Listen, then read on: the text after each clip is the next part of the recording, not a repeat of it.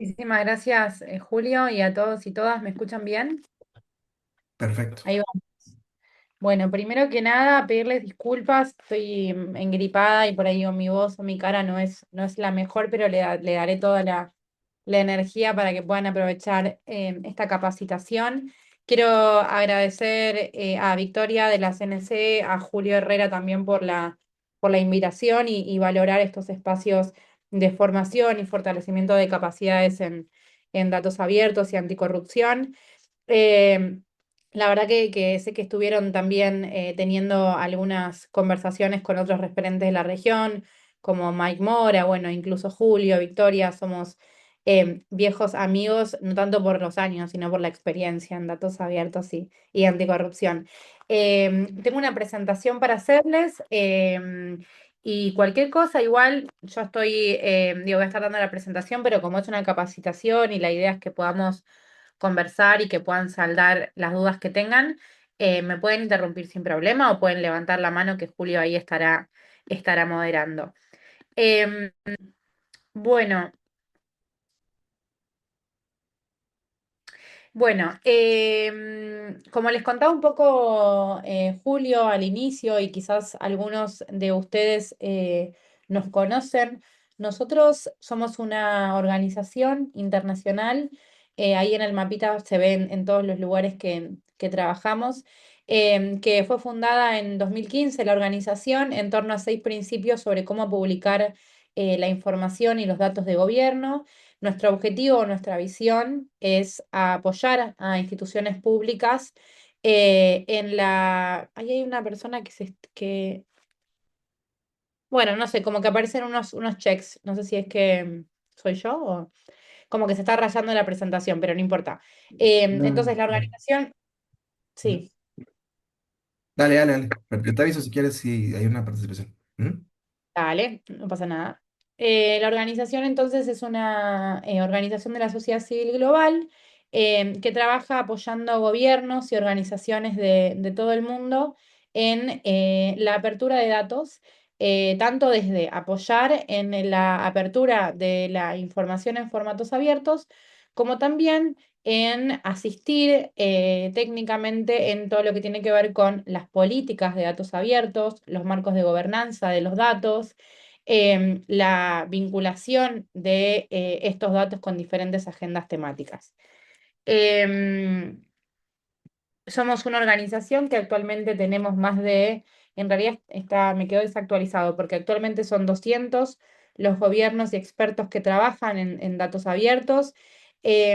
Guatemala, si mal no recuerdo, es parte de nuestra red. Por ahí, a Julio, ahí me podrías ayudar. Sé que estuvimos en varias oportunidades conversando con diferentes em, gobiernos para que Guatemala forme parte de nuestra red.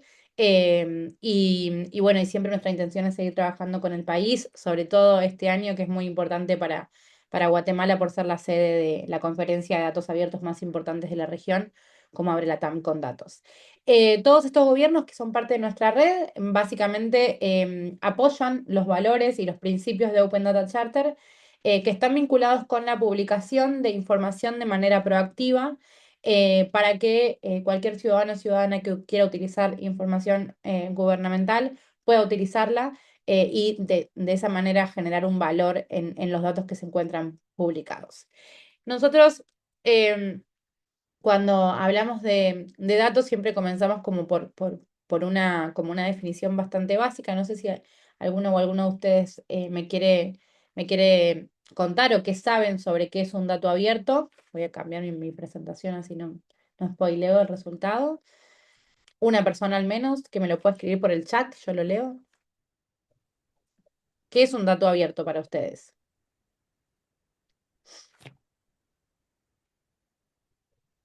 No hay participación. Bueno, lo dejamos para más adelante. Un dato abierto, lo que distingue un dato abierto de otro dato es que son todos los datos digitales que se ponen a disposición con características técnicas y legales necesarias para ser utilizadas, reutilizadas y redistribuidas libremente por cualquier persona en cualquier momento y en cualquier lugar. ¿Qué quiere decir esto? que no tiene el dato abierto, el dato es información que está publicada de determinada manera, con determinada característica técnica, que permite su reutilización. Es decir, un dato que está publicado, por ejemplo, en un formato, y ahora les explico los formatos, CSV o en un, sí, CSV es la principal. Ese dato puede ser reutilizado por cualquier persona. Por ejemplo, yo soy un estudiante y quiero utilizar datos del Ministerio de Ambiente sobre gases de efecto invernadero, o quiero utilizar información sobre el presupuesto del país. Si ese dato cumple con determinadas características técnicas, yo voy a poder utilizar esa información, por ejemplo, para hacer un análisis sobre cuánto se gasta anualmente en presupuesto para niñez en Guatemala. Si esos datos no tienen esas características técnicas que lo hacen un dato abierto, ese dato no puede reutilizarse. Por lo tanto, pierde el valor que podría tener ese dato para hacer cualquier otro tipo de análisis más allá de estar publicado. Em, una de las cosas que dice siempre, que también escucho en otros colegas, el dato abierto es una materia prima. Instituciones públicas porque le permite a cualquier organismo estatal hacer un análisis, por ejemplo, sobre las tareas que llevan adelante, tanto para entender cómo se están utilizando los recursos, como para analizar si las políticas públicas se están implementando de manera efectiva, si los resultados son buscados y demás, a partir de cruzar bases de datos que generan otros organismos públicos. Por eso es una materia prima para la gestión pública estatal todos los días, todo el tiempo. Es importante que cumplan con esas características para que un área de salud, pueda utilizar el dato que genera el área de ambiente, por ejemplo. Pero también es una materia prima para la sociedad civil.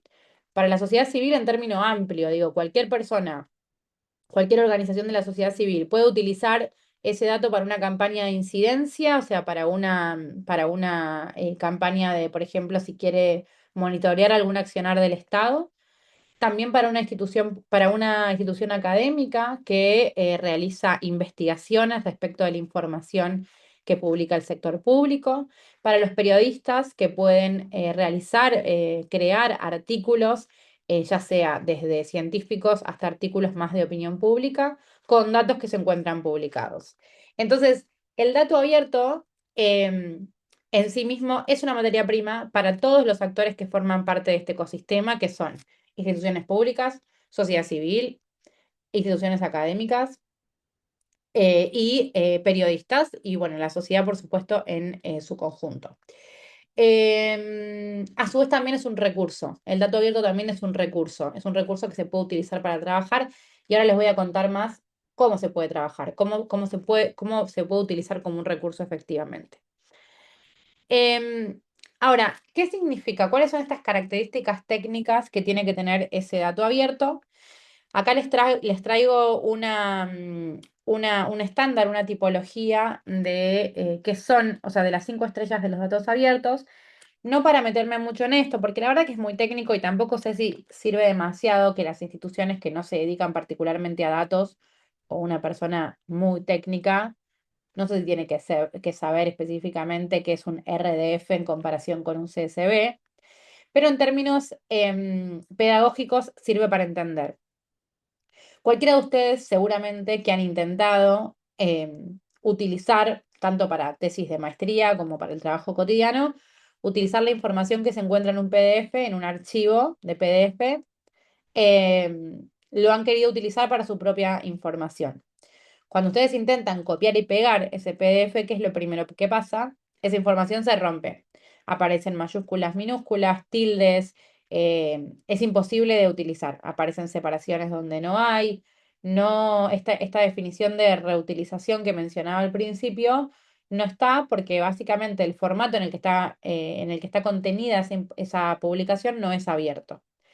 Es información pública, definitivamente, porque está publicada, porque se puede acceder, pero no se puede reutilizar.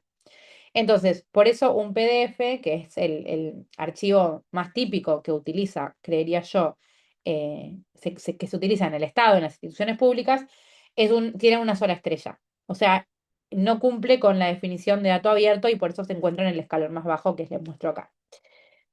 Por otro lado, después también Si yo les preguntase a ustedes, bueno, ¿de qué otra manera yo comparto los datos con otra institución pública? Bueno, podría adjuntar un Excel en un correo. ¿Qué es lo que pasa con un Excel en un correo? ¿Y por qué no tiene todas las estrellas de los datos abiertos? Bueno, porque para yo poder utilizar la información que se encuentra en un Excel, los datos que se encuentran en un archivo de Excel, yo necesito tener el paquete Office. Y el paquete Office es pago. Y la definición de datos abiertos, se las voy a volver a decir, tiene que ver con datos que pueden ser utilizados, reutilizados y redistribuidos libremente y de manera gratuita. Una información que se encuentra en un Excel no puede ser difundida no está siendo difundida de manera gratuita, porque yo para acceder a esa información necesito pagar el paquete Office. Entonces, si bien el Excel es mejor que el PDF, porque yo tengo los datos en un formato estandarizado que lo podría reutilizar si pago el paquete Office, no es tan abierto como les voy a contar ahora el CSV. ¿Por qué? Porque tengo que pagar por esa licencia. ¿Estamos bien hasta acá? Me ponen un dedito para arriba. Quizás esto ya lo escucharon y nunca viene mal, igual. Bien. Y la tercera estrella de los datos abiertos es el CSV, que es el formato estándar de datos abiertos. ¿Qué es un formato? Donde la información se encuentra estandarizada, se encuentra sistematizada y se puede reutilizar de manera gratuita, de manera libre por cualquier persona, en cualquier momento, en cualquier lugar, sin necesidad de tener que explicar para qué quiero esa información, para qué estoy utilizando ese CSV. Entonces, cuando les pregunten el día de mañana, o cuando intenten trabajar en sus bases de datos, trabajenlas en CSV. Ese es el formato abierto por excelencia que utilizamos para trabajar en cualquier tipo de base de datos. Después hay otros modelos que son más técnicos que no hace falta que los mencionemos acá porque no es algo que les competa a ustedes que trabajan diariamente en la gestión pública, pero para que sepan el RDF y el LOD. Estas son las 5 estrellas de los datos abiertos, o sea, es una escalera desde el formato más cerrado hasta el formato más abierto. Bien, pero además de las 5 estrellas de los datos abiertos, la comunidad o quienes han trabajado durante años en la agenda de datos abiertos han establecido, han acordado algunos principios que debe cumplir esta información.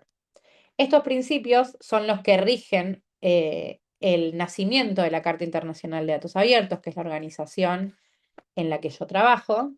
Nuestra organización se crea a partir de un grupo de trabajo en el marco de la Alianza para el Gobierno Abierto, seguro que hayan escuchado e incluso trabajen con OGP en los planes de acción de gobierno abierto. Sé que hace muy poco Guatemala lanzó su plan de gobierno abierto. En el marco de gobierno abierto, una de las agendas de trabajo eran los datos abiertos, que son dos cosas diferentes. O sea, si bien el gobierno abierto contiene los datos abiertos son algo bastante específico dentro de la agenda de apertura y transparencia. Entonces, en ese marco de trabajo, lo que hicieron los gobiernos en la cumbre en 2015 fue pensar en, bueno, cuáles son los principios o los principales acuerdos que se debería tener para trabajar en datos abiertos. El primero es abierto, perdón, estos 6 principios cuando se crean, también se decide que haya una organización o una carta detrás que ayude a monitorear que efectivamente los gobiernos cumplan con estos principios. El primer principio que da origen a la carta de nuestra organización es que sea abierto por defecto. ¿Esto qué quiere decir? Que la apertura del dato tiene que ser pensada desde el origen, desde que se produce ese dato. ¿Por qué? Porque debe cumplir con algunas características técnicas que lo que les explicaba recién, características técnicas para que el dato después pueda ser utilizado por cualquier persona que quiera utilizarlo. Acá tengo que hacer un asterisco que es, por supuesto, que el dato abierto siempre tiene que estar trabajado en equilibrio con marcos regulatorios, con leyes que protejan los datos que tienen información sensible o datos privados de las personas. Cuando nosotros hablamos abiertos por defecto, hablamos de todos aquellos datos que pueden ser datos públicos y no aquellos que violan leyes de privacidad de datos, ¿no? Pero bueno, esto no es una charla de datos abiertos, lo que nosotros decimos desde ODS siempre es, hay que trabajar siempre en equilibrio entre la agenda de datos abiertos y la agenda de privacidad de datos. Entonces, suponer que los datos son abiertos por defecto es suponer que no existe información que le pertenezca al Estado. La información le pertenece a los ciudadanos y a las ciudadanas, es un derecho humano acceder a información. Entonces, el principio de dato abierto debe estar desde que se inicia con la producción de este dato. Después tienen que ser oportunos y exhaustivos. ¿A qué nos referimos? Oportunos es que el dato pueda eh, ser utilizado, o sea, pueda aprovechar la oportunidad de ser utilizado. Si yo tengo un dato que no está actualizado y yo necesito resolver un problema de política pública, ese dato perdió la oportunidad. No sé si me explico, pero por ejemplo, durante la pandemia, que fue una situación, una crisis sanitaria que los estados no tenían pensada que iba a suceder, que no la pudieron prever. La información, por ejemplo, respecto de contagios, respecto a la ocupación de los hospitales, respecto a la matrícula en las escuelas y otro tipo de información que fue necesaria para entender cómo hacer para prevenir la mayor cantidad de contagios posibles, esos datos necesitaban ser actuales, necesitaban ser oportunos. ¿Por qué? Bueno, porque yo no puedo estar tomando una decisión de política pública si el dato con el que yo voy a trabajar para decidir si cerrar o no cerrar una escuela es de hace 10 años, o desde hace 5, o desde hace 2. Por supuesto que muchos datos no son recolectados de manera frecuente. Pero bueno, siempre es importante cuando se abre un dato poner, especificar en esa base de datos o en la descripción del dataset cada cuánto ese dato se actualiza para entender si la información que tenemos es la última información disponible que tenemos que tener para para tomar una decisión.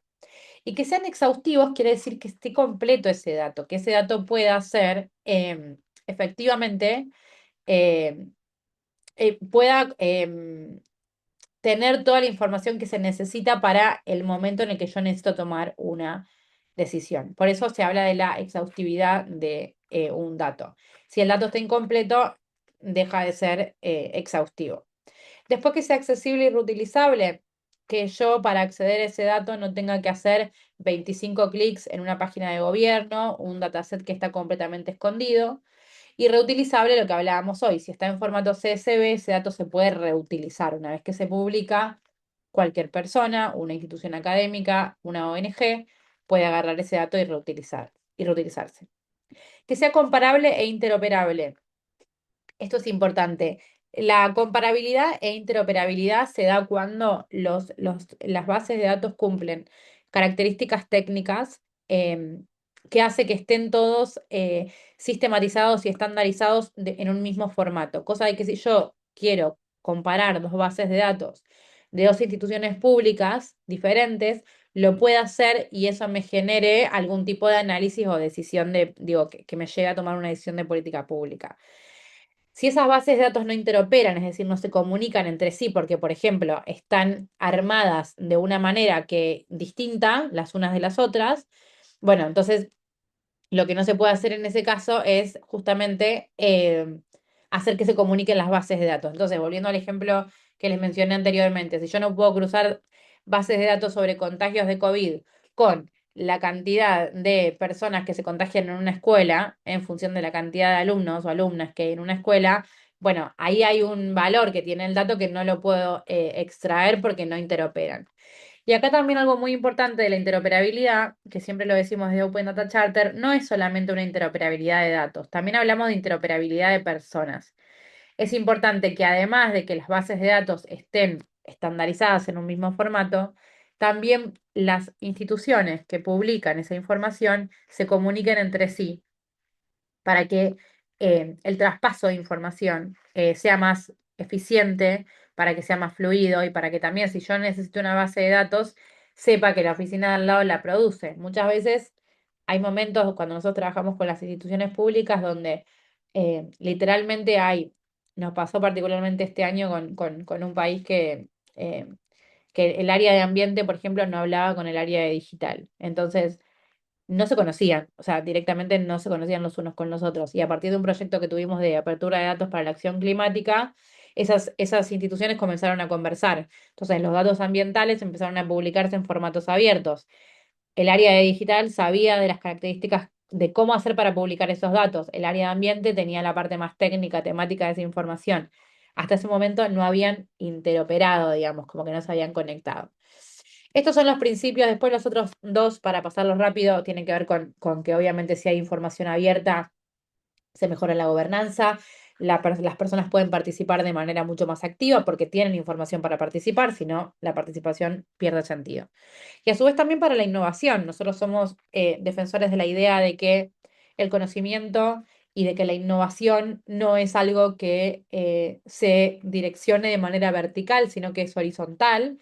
Y el saber no viene necesariamente de una institución pública.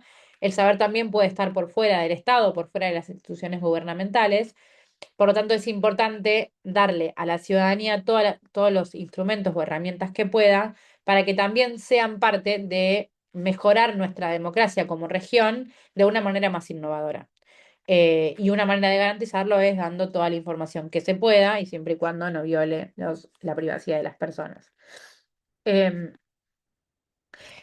Después, por otro lado, también cuando uno publica información en formatos abiertos, y se lo hemos dicho a muchas instituciones con las que hemos trabajado, uno no puede suponer que simplemente por el hecho de publicar la información, los usuarios de esa información, los potenciales usuarios, van a entrar al portal de datos abiertos o a la web del gobierno y van a usar esa información para una investigación y vas a venir y me vas a decir, Mercedes, yo publiqué información como me dijiste y al final estoy viendo las métricas de cuánta gente entró a mi portal y no entró nadie a publicar información. Bueno, efectivamente, eso pasa.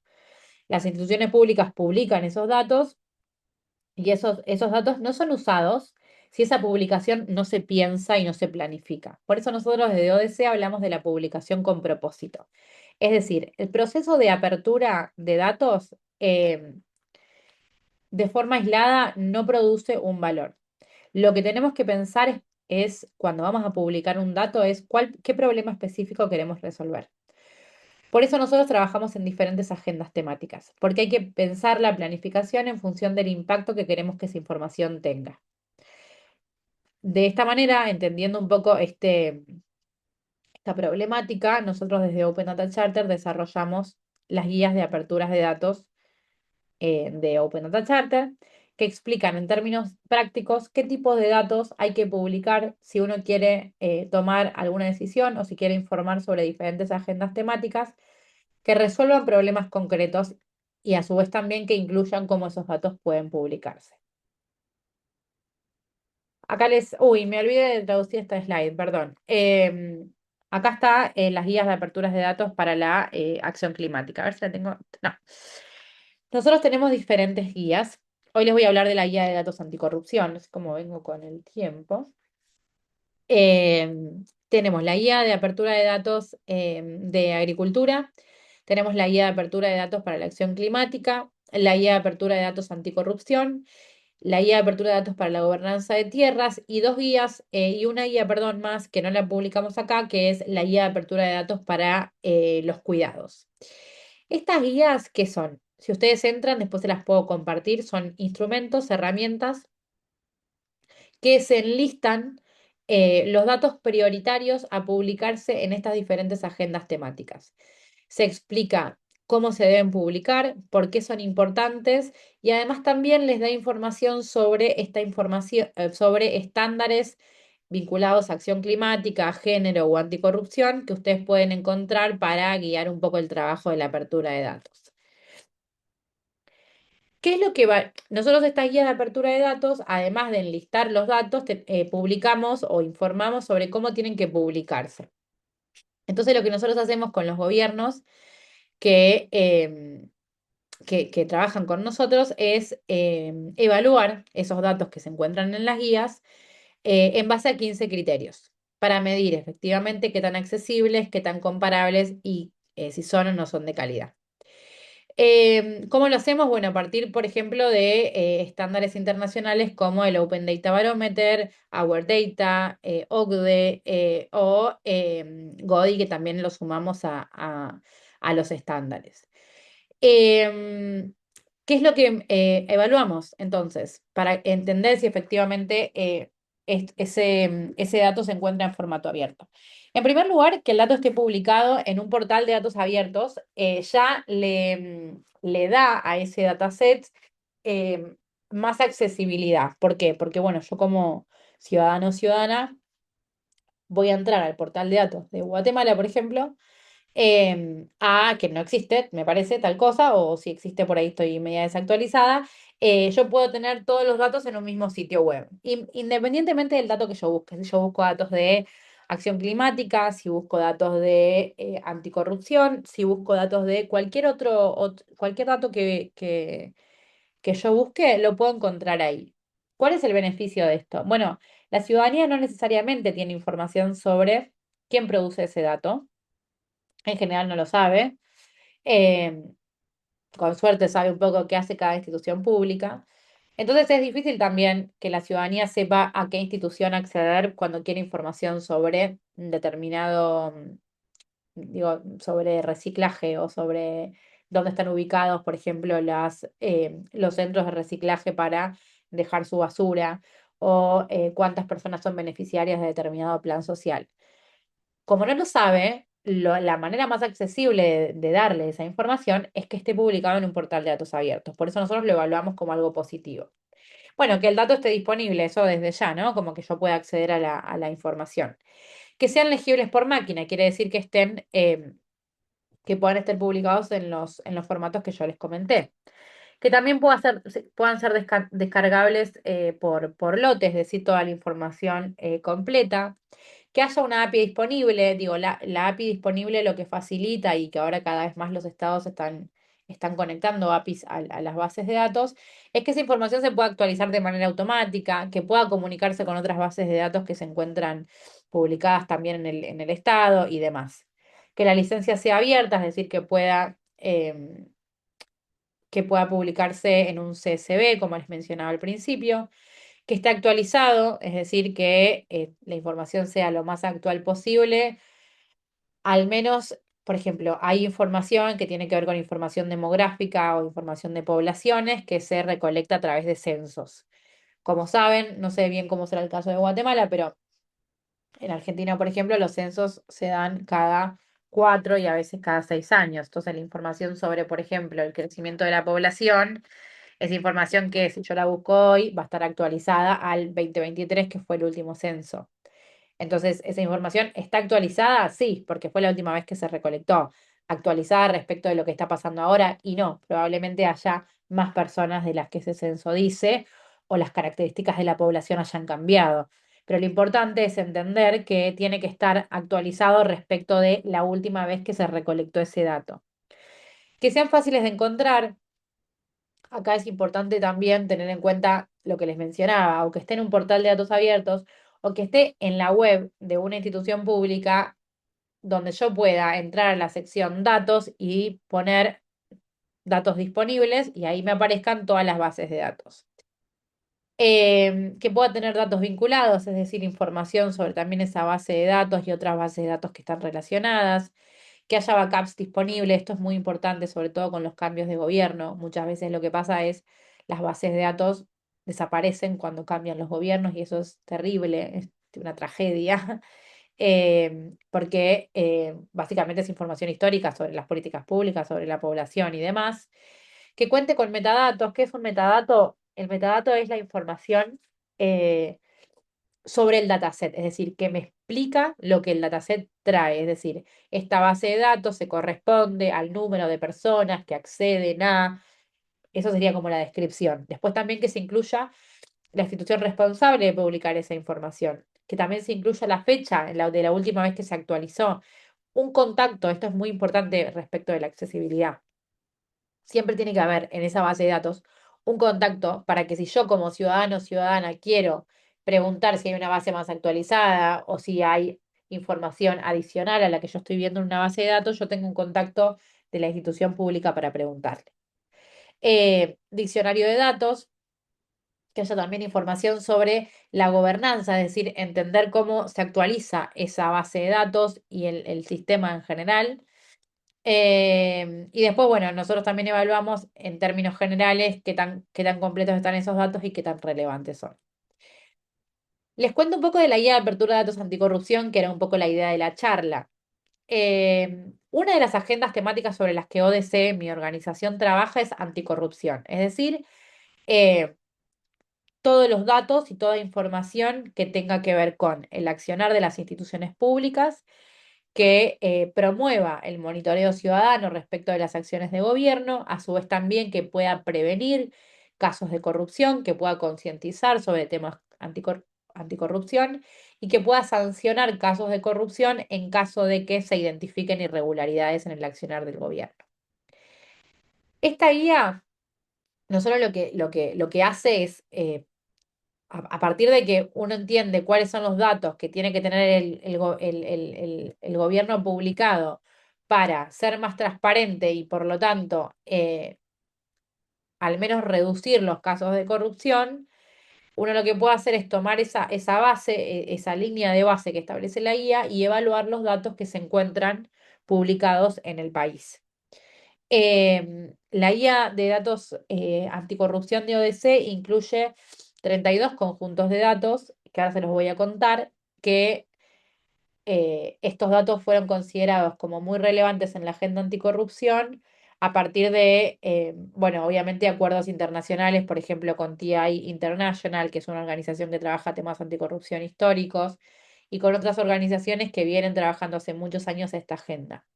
Em, Acá dice prioridades climáticas, pero está mal esta slide. O sea, la IA hace lo mismo que la guía de acción climática. Establece una línea de base y un diagnóstico. Bueno, ¿cómo está el país en materia de apertura de estos datos? Por supuesto que después cada país tiene su propia especificidad en función de cuáles son las leyes que rigen ese país sobre qué información publicar y qué información no publicar. Siempre doy el mismo ejemplo, pero por ejemplo, la guía incluye que es muy importante para combatir la corrupción publicar información sobre el lobby, es decir, sobre grupos de interés que intentan de manera profesional incidir en una decisión de un tomador de decisión pública, de un funcionario público. En muchos casos lo que pasa es, en el país no está regulado el lobby o no hay una ley de lobby. Entonces, esa información no se publica básicamente porque no existe un marco legal detrás que obligue a publicarlo. Por eso, a veces la IA, cuando ese dato no está publicado porque no hay una ley que obliga al Estado a publicar, se evalúa como que no corresponde. Por eso nosotros decimos, la idea no es que el país que implementa la IA publique todos estos datos en formatos abiertos, sino que tenga un horizonte hacia dónde ir. ¿Por qué es importante para combatir la corrupción? En primer lugar, si uno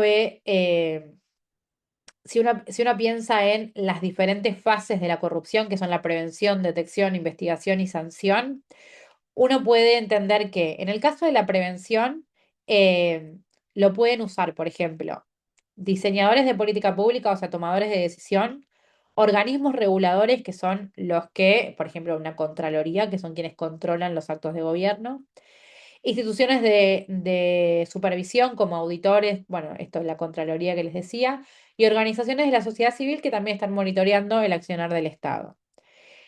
¿Cuáles son los principales usos de esos datos en la etapa de la prevención? Bueno, primero, la liberación y publicación de datos e identificar posibles riesgos de corrupción. Lo ideal sería que los datos se publiquen acá y que lo que se pueda hacer con ese dato abierto es prevenir un potencial caso de corrupción y no trabajar en la sanción del caso de corrupción donde el delito ya fue hecho, ¿no? Por eso es importante que el dato esté publicado desde siempre y que haya a su vez también reguladores que utilicen esa información. Aquellas personas, por ejemplo, los que se encargan de analizar una declaración jurada, creo que es declaración juramentada en Guatemala, que puedan ya analizar esa declaración jurada en formato abierto y cruzar ese dato, por ejemplo, con el registro de beneficiarios de compañías y entender si existe algún tipo de conflicto de interés entre el funcionario público y la compañía que, por ejemplo, se identificó que fue beneficiaria de una licitación pública. Entonces ahí hay al menos un potencial caso de corrupción. Después hay que investigarlo y la justicia investigará si efectivamente eso no es corrupción. ¿Cuáles son los objetivos anticorrupción en la parte de la prevención? Bueno, aumentar transparencia, apertura y supervisión y mitigar posibles casos de corrupción y a su vez también mejorar el accionar de la Contraloría, de los auditores, de las organizaciones de la sociedad civil, del Congreso o del Poder Legislativo y demás. Voy a ir más rápido porque se me va a acabar el tiempo. Después, por supuesto, digo, los datos abiertos van a trabajar y van a ser muy importantes en la detección. ¿Por qué? Porque, bueno, generan alertas sobre actos de corrupción. Hay, hoy por hoy, ya con la inteligencia artificial, hay sistemas que automáticamente, antes de que se le asigne una licitación a una empresa o a una compañía, genera un cruce de datos con declaraciones juradas o con información sobre determinados funcionarios públicos o instituciones y ya genera una alerta ante un potencial caso de corrupción. Es decir, ya te avisa que potencialmente esa empresa tenga una relación privada o tenga algún tipo de relación económica comercial con el funcionario público que forma parte de la institución que está abriendo la licitación pública. ¿Se entiende hasta acá? Mucha palabra, pero creo que lo entienden. Eh, Después, obviamente, para la investigación una vez que nosotros detectamos la alerta, la posible irregularidad, con el dato abierto yo puedo investigar aún más para entender si efectivamente ese caso es un caso de corrupción o no. Sobre todo acá lo usan los periodistas de investigación, las organizaciones de la sociedad civil, y acá también es importante porque cuando comienzan a suceder estos casos, se aumenta la demanda social de la investigación, o sea, no es solamente mejora la transparencia, sino que la ciudadanía también se involucra más con este tipo de casos. Y luego, bueno, efectivamente para la sanción, y acá sobre todas las cosas, quien puede utilizar estos datos es el poder judicial o instituciones que se encargan efectivamente de eh, sancionar funcionarios, funcionarias que han cometido un caso de corrupción. Pero bueno, como verán, yo les quería mostrar que estos datos están en todas las etapas de la corrupción, que son cuatro. ¿Cuáles son estos datos? Yo les dije 32, va variando, pero ponele que le decimos 30 conjuntos de datos en total. Eh, Estos datos tienen que ver, yo acá les traje algunos solo para mencionarles. Por ejemplo, registro de cabilderos, que es lo que les mencionaba hoy al principio, que es como un Excel o información sobre las personas que son profesionalmente como lo que comúnmente entendemos como lobistas, las declaraciones de intereses, es decir, eh, lo que los funcionarios declaran respecto de un potencial conflicto de interés o incluso de sus bienes o de sus acciones en empresas, o de, por ejemplo, para analizar cómo fue el crecimiento del patrimonio de ese funcionario, desde qué funcionario, o sea, desde que ingresó, cuánto dinero tenía, hasta que salió de su gobierno, cuánto dinero tenía en sus cuentas. Para contarles un caso, no sé si lo conocen, el caso de Argentina, del anterior vocero presidencial, que a partir de digo, acá fue al revés, como periodistas empezaron la investigación y a partir de la publicación de la declaración jurada, que era lo que se estaba demorando más en publicar, se identificó que ese funcionario cuando ingresó a la gestión pública tenía una determinada cantidad de recursos y cuando terminó esa gestión sus recursos se habían cuatriplicado, o sea, no había manera que simplemente con un salario de funcionario público hubiese accedido a los bienes que accedió. Y eso se hizo a partir de información que se encuentra abierta. Acá en Argentina nosotros la declaración jurada y la declaración patrimonial la tenemos junta, o sea, el funcionario publica información sobre las dos cosas al mismo tiempo, de manera anual. En muchos países es separado la declaración patrimonial de la declaración de intereses. También hay información sobre, por ejemplo, procesos de adquisición, licencias, presupuesto, como para entender también qué tan competitivo y qué tan transparentes son los procesos mediante los cuales el Estado abre una licitación pública, por ejemplo, para hacer una vereda o para construir un puente. Eh, y entender, por ejemplo, también digo, si esa empresa recurrentemente es la empresa que a la que gana todos los procesos de licitación, entender qué tan competitivo fue el proceso, cuántas empresas se presentaron, qué experiencia tiene esa empresa en la construcción de obras públicas, o si es una empresa fantasma, si hay algún tipo de relación con la declaración jurada que mencionamos al principio, entre otras usos que pueden tener esa información. Además, también, por ejemplo, para el monitoreo ciudadano, la ciudadanía quiere entender cuánto presupuesto se destinó a el área de desarrollo social de un país. Bueno, y acá también tenemos otras informaciones, por ejemplo, solo para dar un ejemplo, votaciones. La guía no solamente incluye bases de datos vinculadas con el Ejecutivo, sino también bases de datos que pueden ser utilizadas, perdón, bases de datos que son generadas por el propio Poder Legislativo. ¿Y por qué? Bueno, porque acá en las votaciones también se puede estudiar cómo es el comportamiento de un legislador y de esa manera entender si el legislador vota eh, determinada, o sea, se comporta en las votaciones de una manera que pueda llegar a generar algún tipo de sospecha respecto de una relación de ese legislador con una empresa privada. Nos pasó también en Argentina, tenemos todos los casos para contarles, pero por ejemplo hubo una ley hace poquito que es la ley de inviolabilidad de la propiedad privada, que también hablaba de, de la posibilidad que tienen los extranjeros de comprar tierra argentina, y uno de los legisladores, por ejemplo, que votaba a favor de esa ley, que le daba más posibilidad al extranjero a comprar tierra argentina, tenía a su vez una consultora sobre venta de propiedades o de tierras a el exterior. Digamos, como que ahí, si uno cruza esas bases de datos, se da cuenta que hay un potencial conflicto de interés al menos. Entonces, nosotros lo que hacemos es, estos 30 conjuntos de datos los ponemos en una matriz de relevamiento y los evaluamos en 15 criterios. Estos 15 criterios son los que les comenté al principio. Nosotros evaluamos, no voy a volver a repetir esto, pero todos estos ítems y tratamos de entender si el nivel de apertura de datos anticorrupción que hay en el país. Importante, si la información se encuentra ya en un portal de datos abiertos, 10 de 17 de estos criterios ya están cumplidos. Entonces, el dato tiene, o sea, el dato se encuentra ya, al estar en un portal de datos abiertos, ya cumple con los criterios de datos abiertos. Por último, no, no es por último, a ver cuando estoy de tiempo, medio corta, pero bueno, nosotros, seguramente que Mike Mora de la OEA lo mencionó, pero bueno, uno de los programas que más lugar le dio a la guía de apertura de datos anticorrupción es el Programa Interamericano de Datos Abiertos Anticorrupción de la OEA, que es una iniciativa regional que busca desarrollar una infraestructura de datos abiertos útiles para prevenir y combatir la corrupción.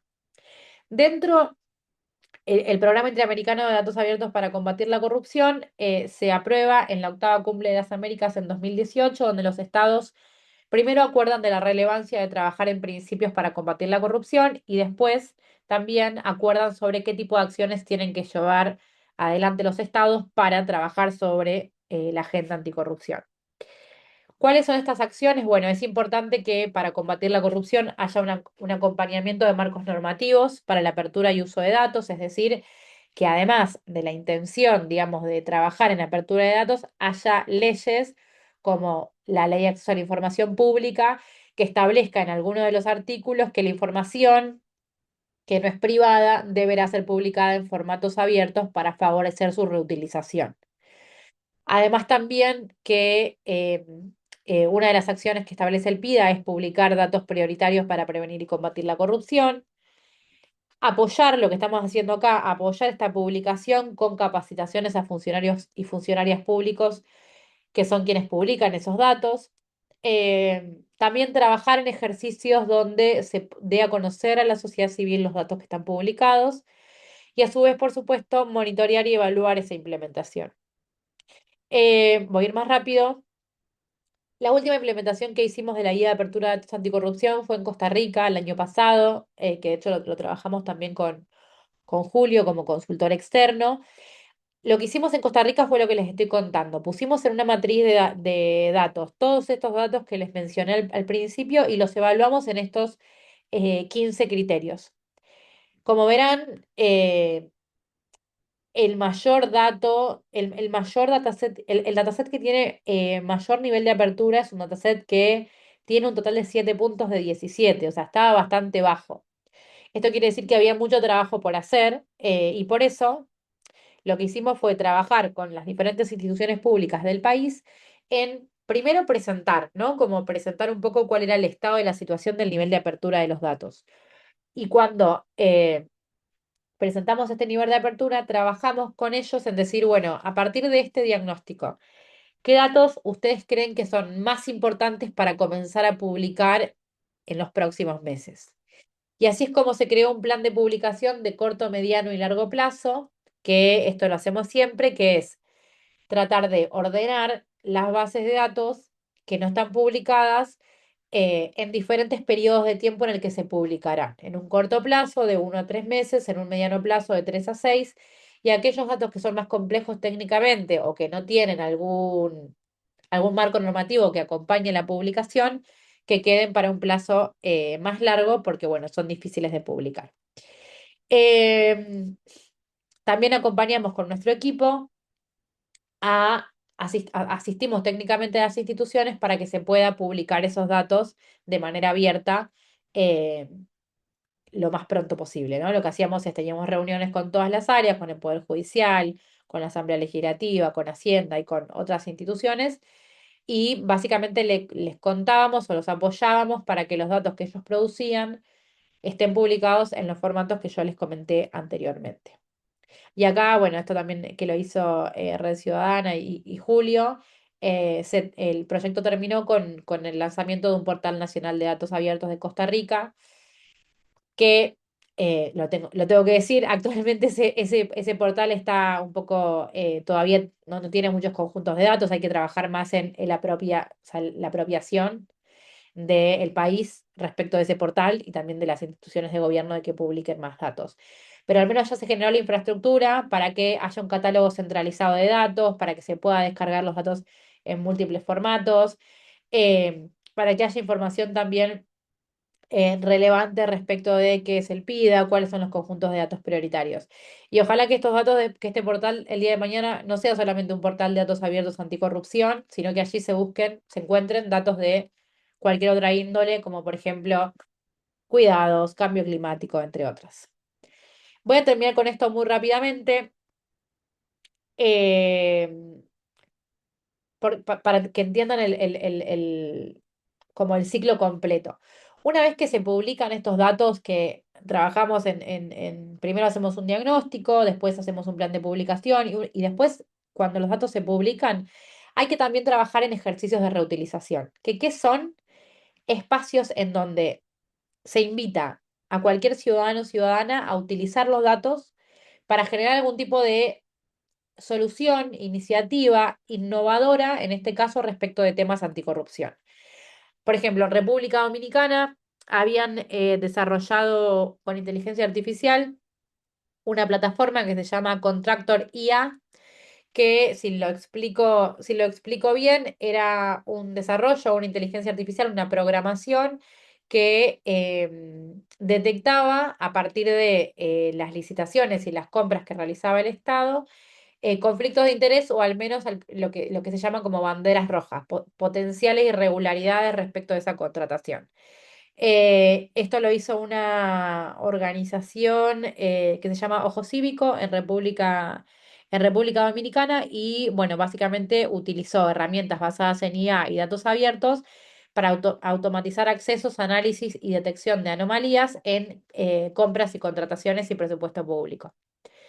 Lo mismo en el caso de Colombia. Colombia hoy, si uno entra a la página del MINTIC, no solamente establece un monitoreo de estos 30 conjuntos de datos que les comenté sobre cuántos están abiertos y cuántos no, sino que a su vez también de manera como más pedagógica te dice digo, hay una manera de filtrar y entender qué tipos de datos se encuentran publicados y cuáles son importantes para combatir la corrupción. Y a su vez también si uno quisiera, por ejemplo, identificar cómo viene la ejecución presupuestaria para entender si el Estado está gastando o destinando recursos eh, no solamente a las áreas que son prioritarias, sino también si efectivamente está ejecutando, puede entrar acá, que es un tablero en vivo de cómo se están ejecutando las cuentas por institución pública. Y en Costa Rica lo mismo, también hicimos un desafío de datos abiertos por la transparencia. El ganador fue Transparencia 360, que era una iniciativa que controlaba cómo se estaban ejecutando los presupuestos de obra pública a nivel municipal a partir de datos abiertos. Lo último para decirles, además de la guía de apertura de datos y del PIDA, existe el Barómetro Global de Datos, que es un instrumento mundial que mide el nivel de apertura de los datos y lo que mide es la gobernanza, es decir, qué tipo de documentos existen para la recolección e intercambio de datos en el país, eh, las capacidades de ese país, que está vinculado con el acceso a recursos como conectividad, habilidades, instituciones, formación para manejar datos abiertos, disponibilidad, efectivamente, si están disponibles o no los conjuntos de datos, y también intenta buscar evidencias de casos particulares de uso de datos como los que les mencioné recién. Hace el barómetro de datos, creo que la última vez que se midió fue hace 2 años, y obviamente que hay un ranking de América Latina, o sea, hay un ranking por región, también global, donde uno puede encontrar su país y entender un poco más cómo está el país en materia de no solamente disponibilidad de datos, sino también de gobernanza, capacidades y demás. Voy a pasar rápido, esto ya se los comenté, siempre tiene que dialogar los datos abiertos con las leyes de privacidad de las personas, sobre todo hoy por hoy, donde hay un avasallamiento generalizado de los datos personales nuestros, de cada uno de nosotros. Y por último, contarles que lo más creo importante de los datos abiertos y lo que ha hecho que esta agenda llegue muy lejos es que hay una comunidad muy sólida en América Latina, sobre todo, que ustedes la están visualizando ahora porque se va a realizar la LATAM con datos en Guatemala. Pero bueno, somos varios los que venimos trabajando hace muchos años en esta agenda. Y esta agenda no es una agenda simplemente de publicación de datos, sino que es una agenda de trabajo colectivo. Es importante que todos nosotros, desde el lugar que tenemos en nuestros países, podamos trabajar en la concientización de la importancia de los datos abiertos, de los datos de calidad, de la regulación de datos personales de manera continua y también compartiéndonos entre todos, desde el lugar que tenemos, los aprendizajes. Acá, por ejemplo, tenemos desde organizaciones más chicas hasta organizaciones que se encargan de financiar estos procesos, que es sumamente relevante, si no hay recursos económicos no puede suceder. Acá les dejo una fotito de toda nuestra comunidad, de que fue en América Abierta, esto fue en Dominicana hace 2 años. Somos muchos los que trabajamos en esto y espero que cada vez seamos más. Y bueno, contenta de recibir a Guatemala en una edición de Abre la TAM con datos. De mi parte, dejo por aquí, justo en hora. Si tienen preguntas, estoy aquí a disposición. Muchas, muchas gracias. Y ahí está mi correo. Muchísimas gracias, Mercedes. Como siempre, les pedimos un fuerte aplauso digital y cualquier reacción que nos podamos mandar. Pues aquí no vas a ver escuchar los aplausos, pero los puedes ver de forma digital. Verá muy contentos de contar con tu participación y también, como les digo a los demás amigos, muy esperando que te podamos encontrar en el evento de Relatam con Datos el 7, 8 y 9 de octubre. Ahí ponemos las veladoras para que todo salga lo mejor posible y que podamos compartir contigo de forma presencial también en este espacio. Yo creo que por tiempo no nos da mucho más que agradecerte y pedirte si es posible que podamos tomarnos una foto grupal, ¿verdad? Para cerrar la sesión del día de hoy y bueno, poder seguir trabajando en estos espacios. Les compartí también el enlace del listado de asistencia, quienes puedan abrir su cámara, sabemos que no todos pueden, que también están en otras actividades, pero vamos a hacer a la cuenta de tres. Uno. Vamos a ver. Uno, dos y tres. Excelente. Aquí ya tengo la primera capa. La segunda. Entonces, con más, para agradecerles, desearles un excelente fin de semana. Nos seguimos viendo el próximo viernes a las 9 de la mañana. De igual forma, continuamos en sus procesos trabajando y construyendo de cara a la Relatam con datos e iniciativas internacionales que próximamente ojalá lleguen a Guatemala como PIDA y también la estrategia de datos abiertos que se estará co-creando próximamente también en este espacio. Les deseamos un excelente día y de nuevo muchísimas gracias a Mercedes y pues todos los mensajes de agradecimiento del equipo y los participantes. Gracias, Julio, Victoria y a todos y todas por escucharme. Un abrazo, nos vemos en Guatemala. Nos Gracias, vemos. Messi, que estés muy bien. Bye.